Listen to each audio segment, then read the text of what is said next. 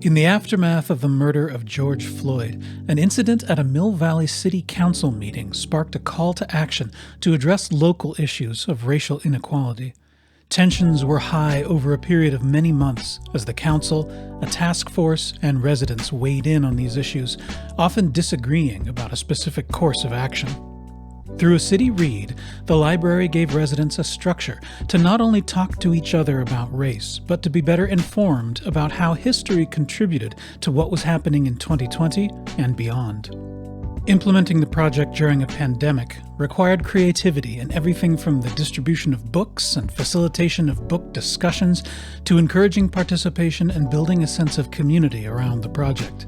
It was important that staff be part of this community as well, both in working together and working with the public.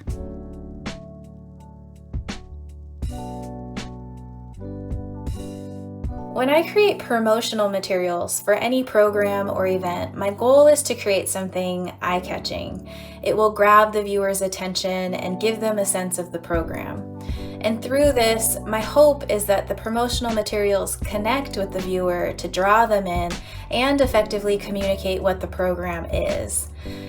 For the City Read Begin Again with James Baldwin, I created branding that included specific colors, fonts, and graphics.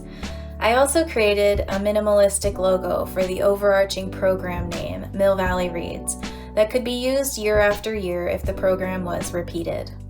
We used half-sheet flyers that could be easily slipped inside books at curbside pickup, and focused on a larger web presence that included email newsletters, social media posts, and the library's website.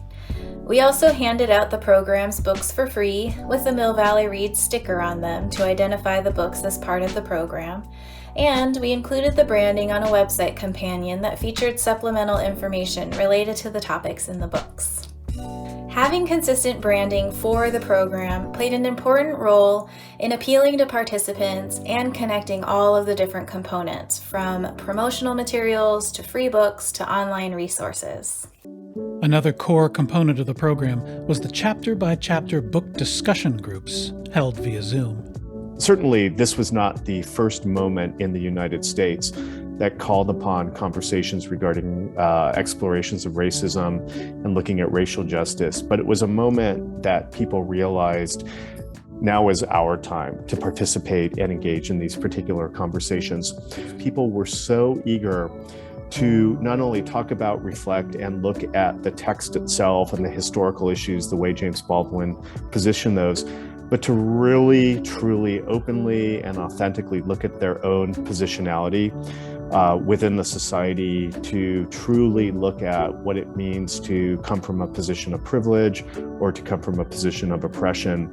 And I feel that the book club gatherings gave us the space and the opportunity to do that work. If it had not been for COVID, the groups would have met live in a meeting room.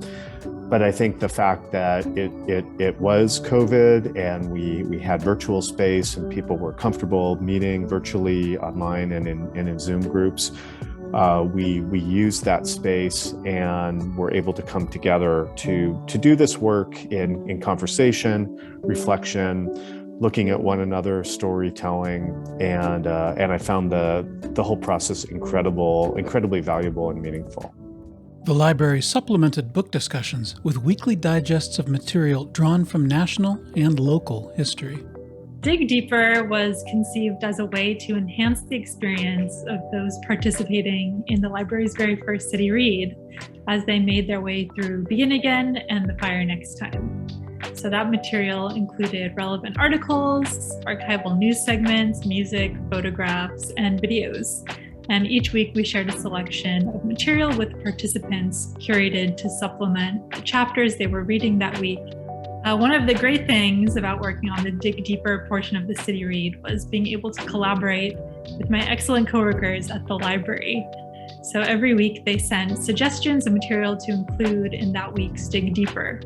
We worked really hard to make selections that were relevant to that week's chapters, but which were also meaningful and pedagogical.